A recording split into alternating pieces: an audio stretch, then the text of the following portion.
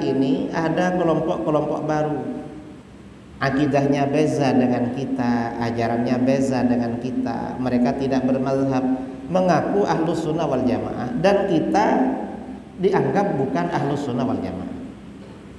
Karenanya kita perlu tahu apa ancaman akidah ahlus sunnah wal jamaah ini.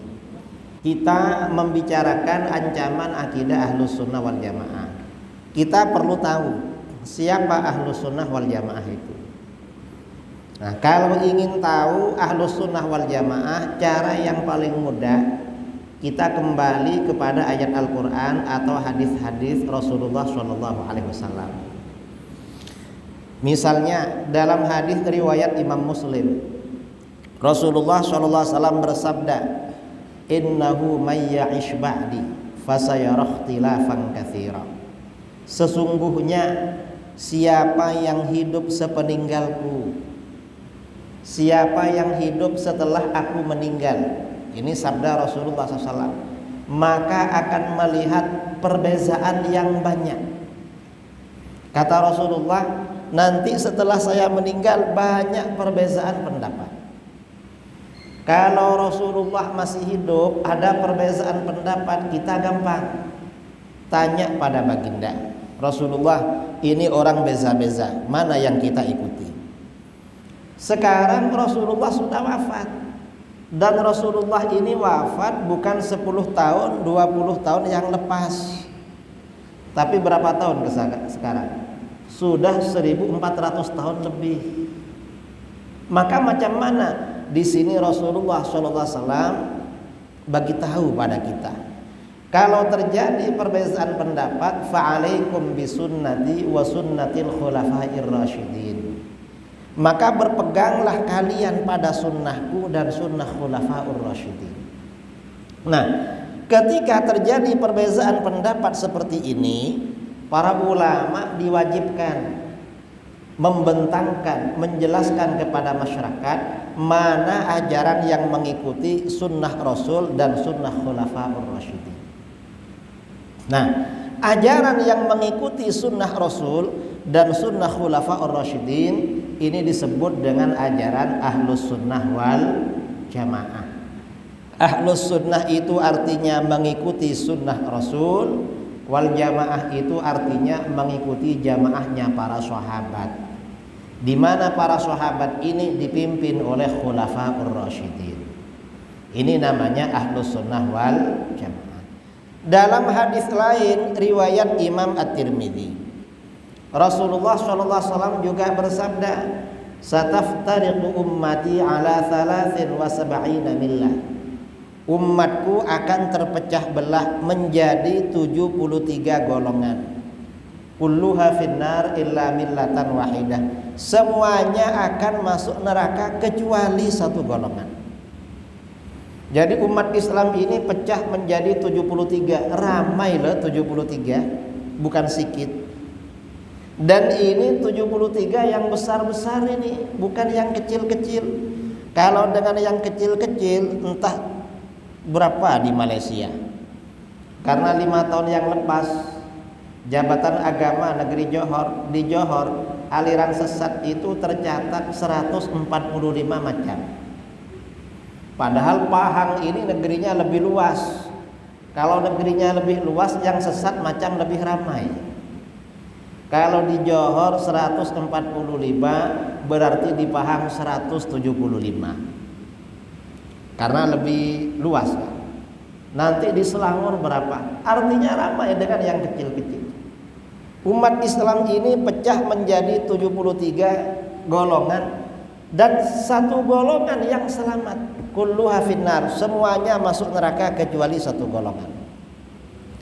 Para sahabat bertanya, "Man hiya ya Rasulullah?" Siapa satu golongan yang selamat itu wahai Rasulullah? Rasulullah SAW menjawab, "Ma ana alaihi wa ashabi." Satu golongan yang selamat itu adalah golongan yang mengikuti ajaranku dan ajaran para sahabatku. Nah, di sini umat Islam, para ulama ini wajib membentangkan golongan mana yang mengikuti ajaran Nabi dan ajaran para sahabat. Golongan yang mengikuti ajaran Nabi dan ajaran para sahabat ini namanya golongan ahlus sunnah wal jamaah. Ahlus sunnah itu yang mengikuti ajaran sunnah Nabi, wal jamaah itu mengikuti jamaahnya para sahabat. Kemudian dalam hadis lain riwayat Imam Ibnu Majah tentang perbezaan dan perpecahan umat Islam. Innallaha la yajma'u ummati ala dhalalah. Sabda Rasulullah SAW. Sesungguhnya Allah tidak akan menghimpun umatku di atas kesesatan. Allah tak akan mengumpulkan umatku di atas kesesatan. Artinya apa? Kalau umat Islam atau para ulama ini bersepakat wajib diikuti. Ini namanya dalam ilmu fiqh disebut dengan konsep atau teori ijma ulama. Wajib mengikuti. Berarti ajaran yang benar, ajaran yang mengikuti ijma ulama. Siapa yang mengikuti ijma? Yang mengikuti ijma adalah ahlus sunnah wal jamaah.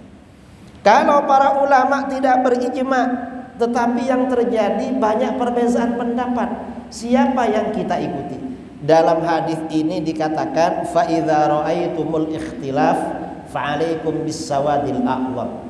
Apabila kamu melihat terjadinya perbezaan pendapat, banyak pendapat berbeza-beza, maka berpeganglah kamu pada golongan mayoriti. Kita ini kalau terjadi perbezaan pendapat diperintahkan mengikuti golongan mayoriti. Berarti mayoriti ini adalah golongan ahlus sunnah wal jamaah. Ahlus sunnah ini artinya pengikut sunnah Rasul, wal jamaah ini pengikut jamaah para sahabat dan pengikut mayoriti umat Islam. Ini namanya ahlus sunnah wal jamaah. Berarti kalau begitu syarat-syarat ciri-ciri ahli sunnah wal jamaah: pertama, mengikuti sunnah Rasul; kedua, mengikuti sunnah khulafaur rasyidin; ketiga, mengikuti jamaah para sahabat; keempat, merupakan golongan mayoriti umat Islam. Nah, kira-kira yang sesuai dengan ciri-ciri yang ada di hadis-hadis ini, kira-kira golongan mana? Jelas yang sesuai dengan ini adalah golongan Asy'ariyah Maturidiyah. Di kerajaan negeri Pahang, negeri Johor, negeri Sembilan, dan ramai kerajaan yang lain, kerajaan mengeluarkan konon, peraturan, undang-undang bahwa umat Islam di kerajaan negeri itu harus atau wajib mengikuti di dalam akidah mazhabnya Imam Abul Hasan Al-Asy'ari dan Imam Abu Mansur Al-Maturidi.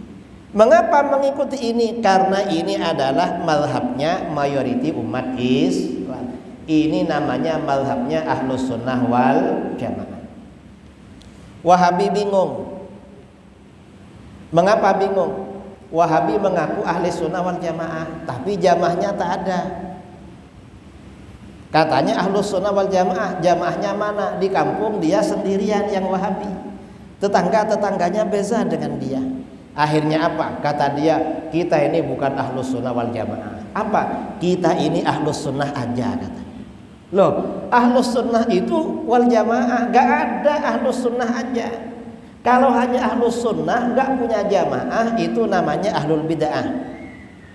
Dan yang namanya jamaah ini mayoriti, bukan minoriti. Akhirnya apa? Wahabi tak mau sama mayoriti. Mereka pakai dalil lain, tapi disalahfahami. Apa dalil yang disalahfahami oleh mereka? Mereka salah memahami. Dan kita ini minoriti. Minoriti ini yang benar. Mengapa? Kita ini golongan ghuraba. Karena ada hadis sabda Rasulullah sallallahu alaihi wasallam, bada'al islamu ghariban wa sayaudu ghariban kama bada fatuba lil ghuraba. Kata mereka, Islam ini bermula dalam keadaan terasing. Islam ini ketika muncul awal mula terasing, artinya sedikit. Lalu selepas itu ramai dan akan kembali sedikit, kembali terasing. Maka beruntunglah orang-orang yang terasing, orang-orang yang sedikit. Ini kata mereka. Ini artinya apa? Mereka itu pakai akal bodoh, saudara. Akalnya tak dipakai. Mengapa tak dipakai? Yang dimaksud Islam ini bermula dalam keadaan sikit. Maksudnya Islam ini dibandingkan dengan orang kafir memang sikit. Islam kalau dibandingkan dengan orang kafir memang sikit. Sampai sekarang Islam lebih sikit, karena mayoriti penduduk bumi ini kafir. Islam ini sekitar 20% penduduk dunia, yang 80% itu kafir. Dan di akhir zaman lebih sedikit lagi memang. Itu makanya orang-orang sedikit ya beruntung. Loh, kalau yang Ahlus Sunnah wal Jamaah di dalam hadis-hadis itu memang mayoriti. Artinya orang Islam yang benar dibandingkan yang tak benar lebih ramai yang benar akidahnya. Yang tak benar itu sedikit. Ini yang mereka pahami. Karena ini memang yang sesuai dengan fahaman Ahlus Sunnah wal Jamaah. Kita ini di dalam akidah memang mengikuti sunnah Rasul, sunnah Khulafaur Rasyidin, jamaah para sahabat, mayoriti umat Islam. Di dalam fiqh juga macam itu. Beza dengan Salafi Wahabi. Ajaran kita ini memang mengikuti Al-Quran, sunnah Khulafaur Rasyidin, kemudian juga jamaah para sahabat. Ajaran apapun, apakah itu akidah, apakah itu tradisi, amaliyah itu sama dengan mereka. Ini contoh ya, ancaman akidah Ahlus Sunnah wal Jamaah di negeri kita ini ramai, di negeri Melayu. Ada berapa cabaran atau ancaman akidah Ahlus Sunnah wal Jamaah? Tadi saya sampaikan, di Johor aja ajaran sesat ada 145. Entah di Pahang ada berapa ya? Mungkin 175. Di negeri lain ya mungkin lebih ramai lagi.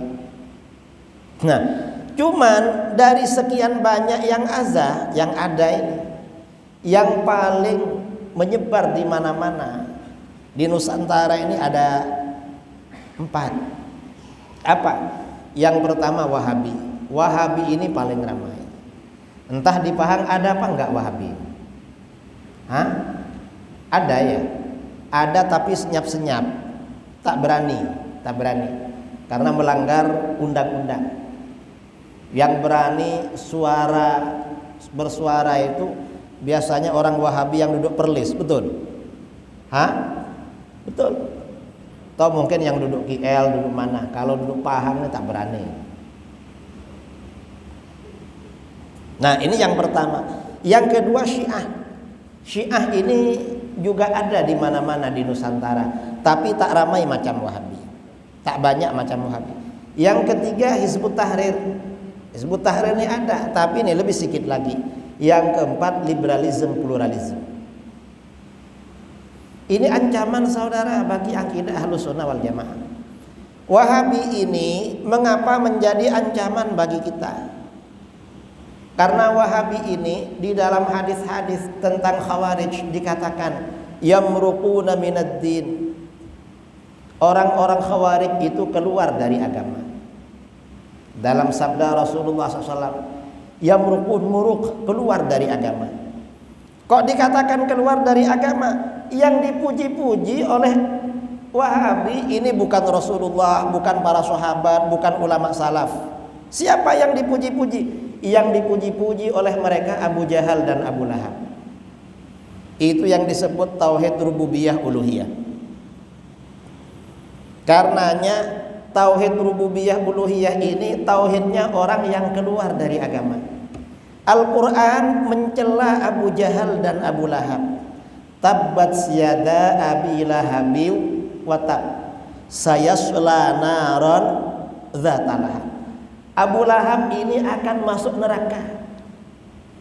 Akan masuk neraka, apinya yang berkobar-kobar. Ini dicela apa gak dicela?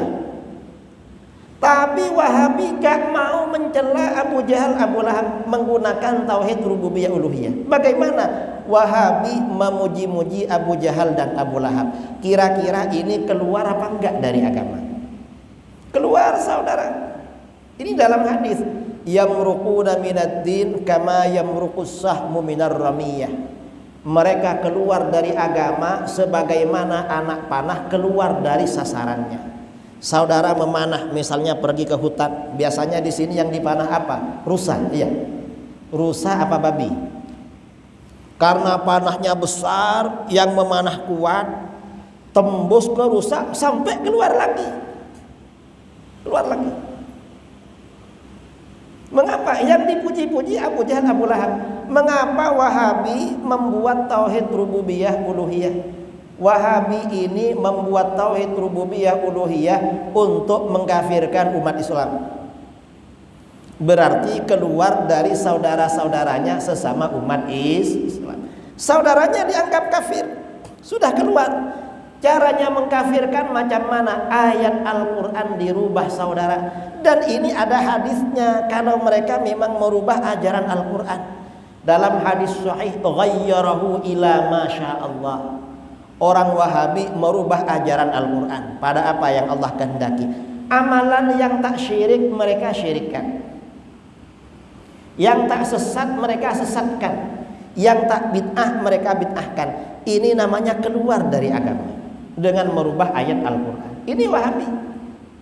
Nah, setelah mereka keluar dari agama karena ada di luar, akhirnya mereka gabung dengan Abu Jahal dan Abu Lahab. Kok bergabung dengan Abu Jahal dan Abu Lahab? Muhammad bin Abdul Wahab An-Najdi, pimpinan Wahabi yang membawa ajaran fahaman Wahabi, dia punya kitab bertajuk Kasyfus Syubuhat.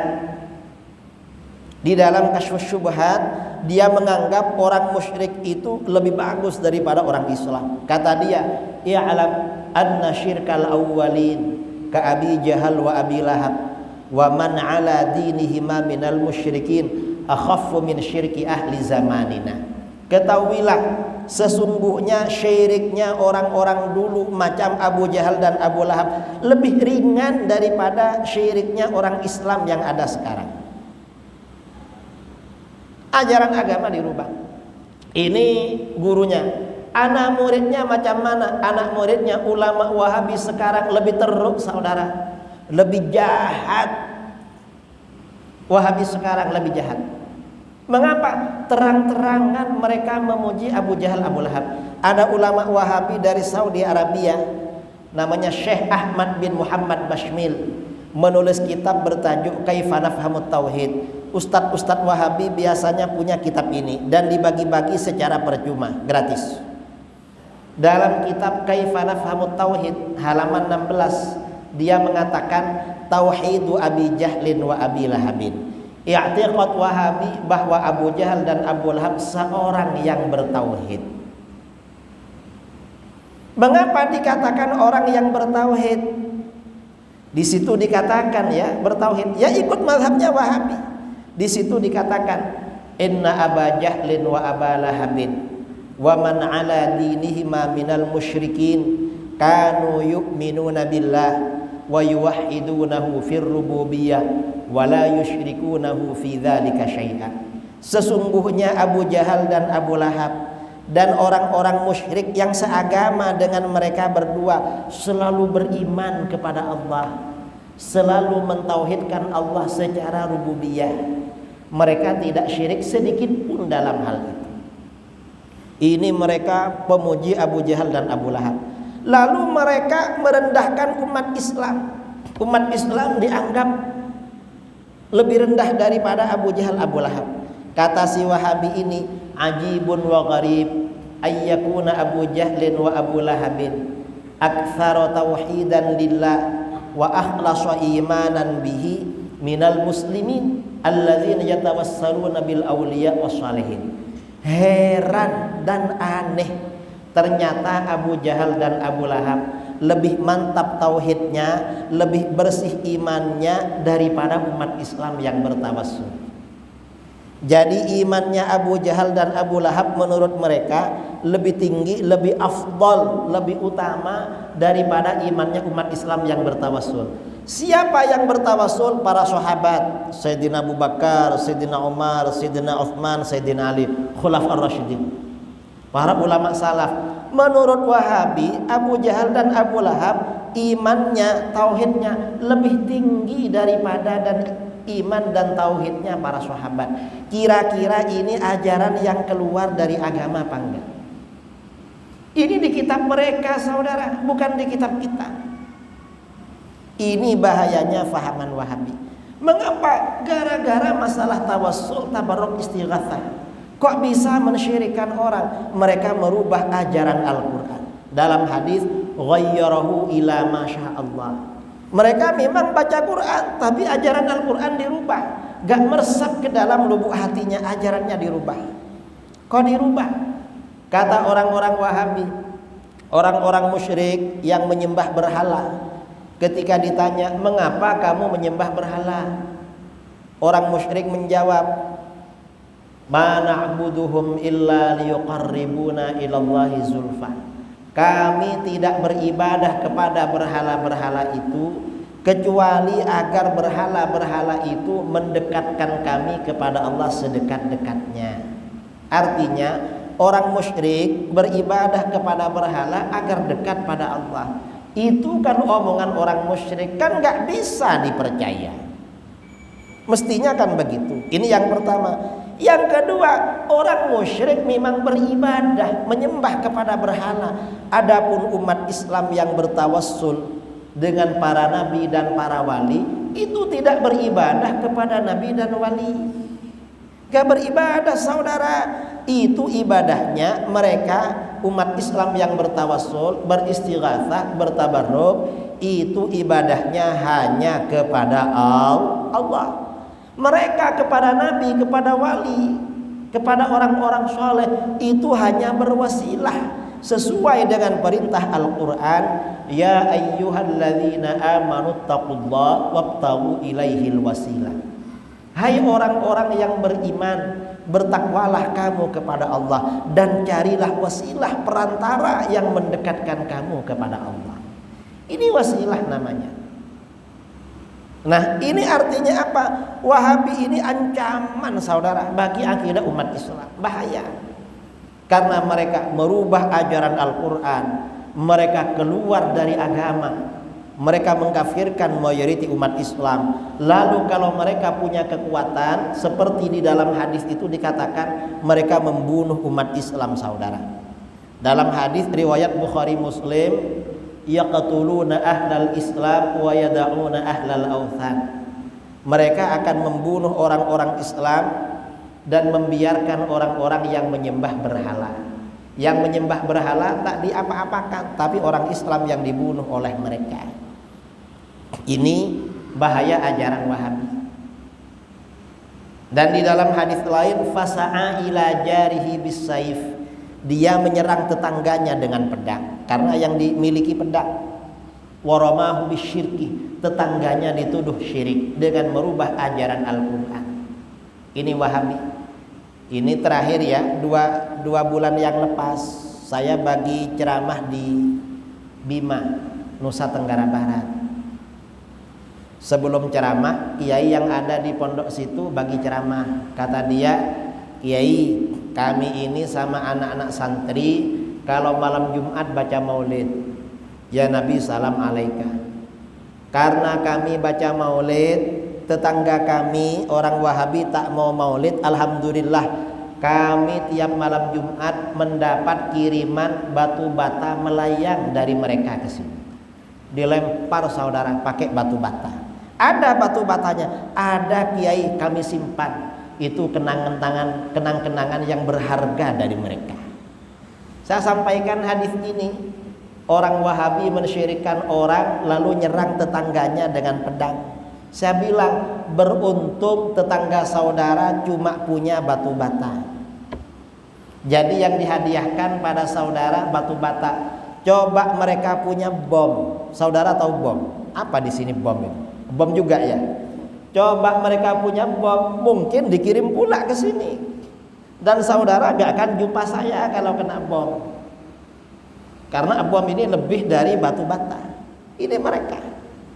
Ini bahaya ajaran Wahabi.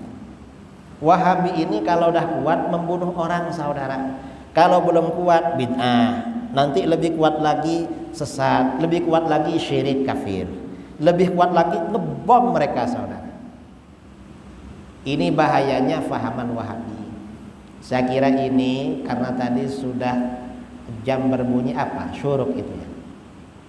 Saya ceramah sampai jam berapa ini?